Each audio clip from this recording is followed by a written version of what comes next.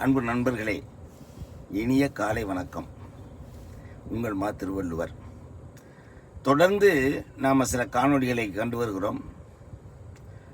அந்த அடிப்படையில் இன்றும் ஒரு காணொளி இருந்தாலும், இன்று நாம் எடுத்துக்கொள்ளுகிற தலைப்பு புதியது. ஒரு 5 கவிதை நூல்களும் 9 வாழ்வியல் நூல்களும் எழுதியிருக்கிறேன்.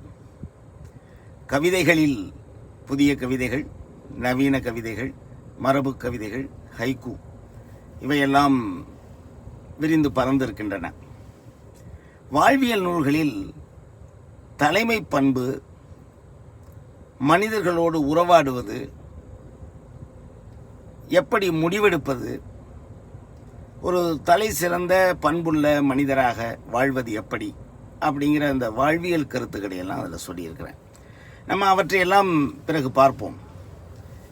நான் ரொம்ப குறிப்பிட்டு சொல்ல விரும்புவது என்னென்னா, அந்த ஒரு குறிப்பிட்ட நூல் புதிய பார்வை, புதிய வார்த்தை, புதிய வாழ்க்கை.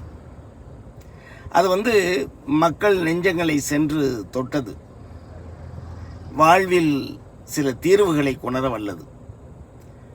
வாழ்வில் சில முடிவுகளை எடுக்க உதவுவது. அதன் அடிப்படையில் இந்த புதிய பார்வை அப்படின்னா என்ன, அதை தொடர்ந்து புதிய வார்த்தை எப்படி வருகிறது, அதன் பயன் என்ன, பிறகு புதிய வாழ்க்கை, இவற்றையெல்லாம் பற்றி நாம் தொடர்ந்து பார்க்கவிருக்கிறோம். அதனுடைய முன்னோட்டமாக புதிய பார்வை.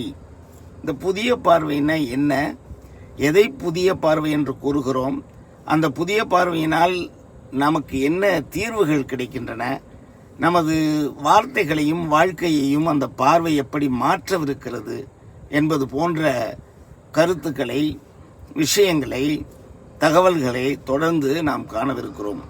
நண்பர்களே, தயாராக இருங்கள், என்னோடு இருங்கள், என்னை பின்தொடருங்கள், நான் உங்களோடு இருக்கிறேன்.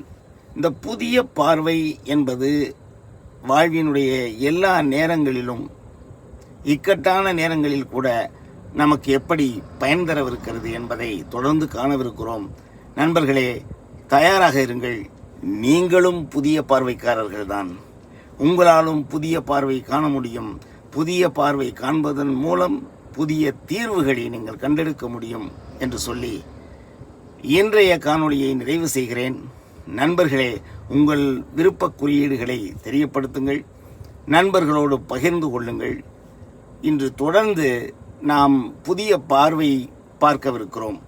நன்றி நண்பர்களே. உங்கள் மா. திருவள்ளுவர். அன்பு வணக்கம்.